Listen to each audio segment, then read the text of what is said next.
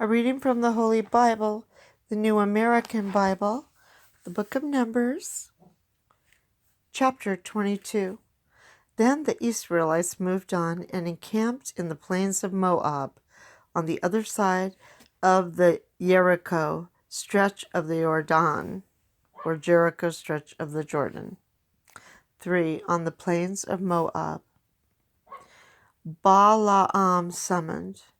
Now Balak, son of Zippor, saw all that Israel did to the Amorites.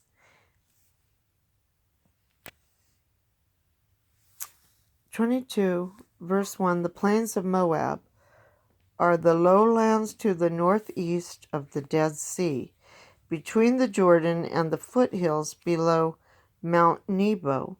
Here the Israelites remained until they crossed the Jordan, as told in Joshua 1-4.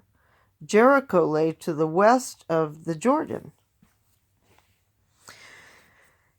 Verse 3, Indeed, Moab feared the Israelites greatly because of their numbers and detested them. So Moab said to the elders of Midian, Soon this horde will devour all the country around us, as an ox devours the grass of the field. And Balak, Zippor's son, who was king of Moab at that time, sent messengers to Balaam, son of Beor, at Pethor on the Euphrates in the land of the Amorites, summoning him with these words, A people has come here from Egypt who now cover the face of the earth and are settling down opposite us. Please come and curse this people for us. They are stronger than we are. We may then be able to defeat them and drive them out of the country. For I know that whoever you bless is blessed, and whoever you curse is cursed. A note, curse this people for us. Balak believed that if Balaam forecast an evil omen for Israel, this evil would come to pass, as if by magic. Balaam was a soothsayer or foreteller. See Joshua 13:22. Verse 7. Then the elders of Moab and of Midian left with the divination fee in hand and went to Balaam. When they had given him Balak's message, he said to him in reply, Stay here overnight, and I will give you whatever answer the Lord gives me. So the princes of Moab lodged with Balaam. Then God came to Balaam and said, Who are these men visiting you? Balaam answered God, Balak, son of Zippor, king of Moab, sent me the message. This people that came here from Egypt now cover the face of the earth. Please come and lay a curse on them for us. We may then be able to give them battle and drive them out. But God said to Balaam, Do not go with them, and do not curse this people, for they are blessed. The next morning Balaam arose and told the princes of Balak, Go back to your own country, for the Lord has refused to let me go with you. So the princes of Moab went back to Balak with the report. Balaam refused to come with us. Second appeal to Balaam. Balak again sent princes who were more numerous and more distinguished than the others. On coming to Balaam, they told him, This is what Balak, son of Zippor, has to say. Please do not refuse to come to me. I will reward you very handsomely and will do anything you ask of me. Please come and lay a curse on this people for me. But Balaam replied to Balak's officials, Even if Balak gave me his house full of silver and gold, I could not do anything, small or great, contrary to the command of the Lord my God. But you too shall stay here overnight till I learn what else the Lord may tell me. That night God came to Balaam and said to him, If these men have come to summon you, you may go with them, yet only on the condition that you do exactly as I tell you."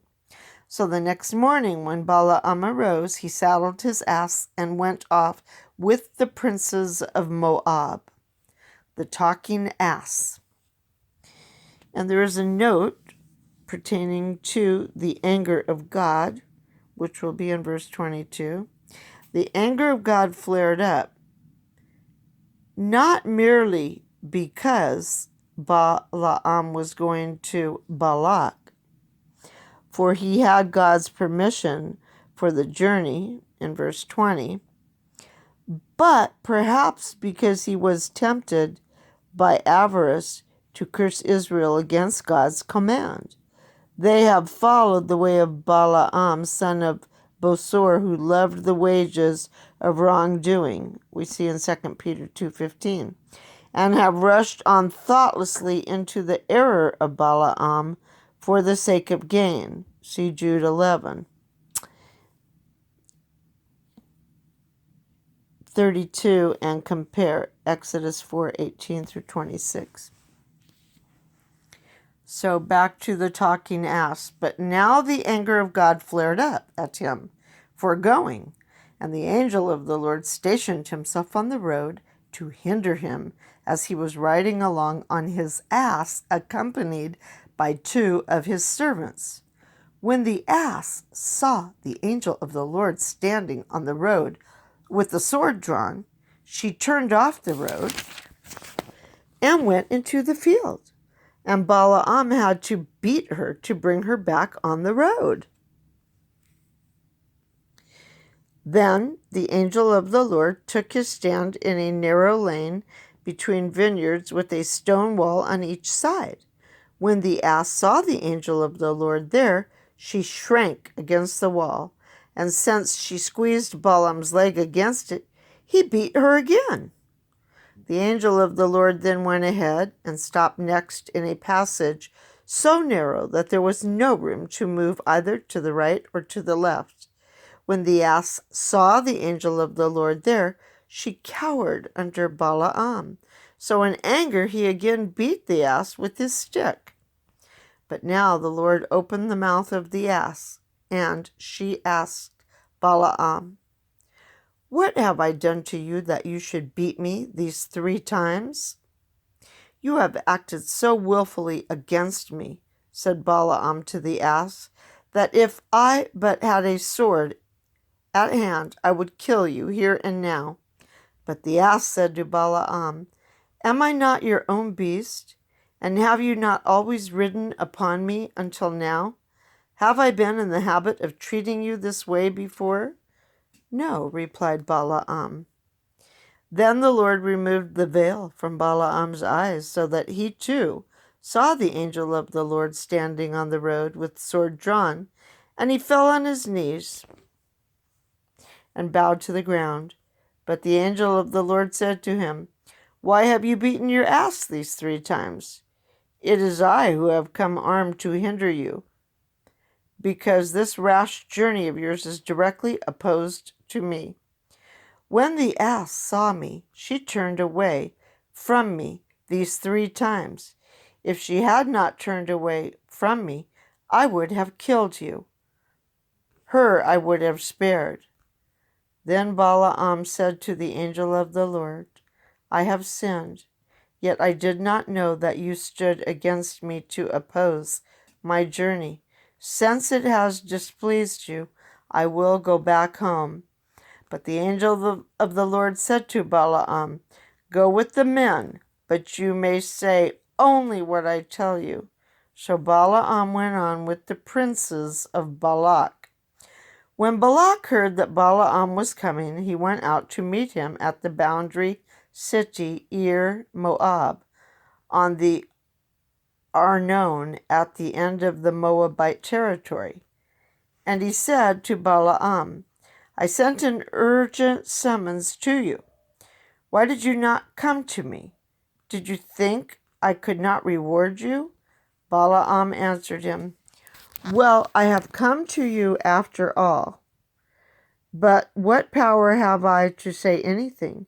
I can speak only what God puts in my mouth. Then Balaam went with Balak, and they came to Kiriath Huzoth. Here Balak slaughtered oxen and sheep, and sent portions to Balaam and to the princes who were with him. The first oracle. The next morning Balak took Balaam up on Barmoth Baal, and from there he saw some of the clans. The word of the Lord. Thanks be to God.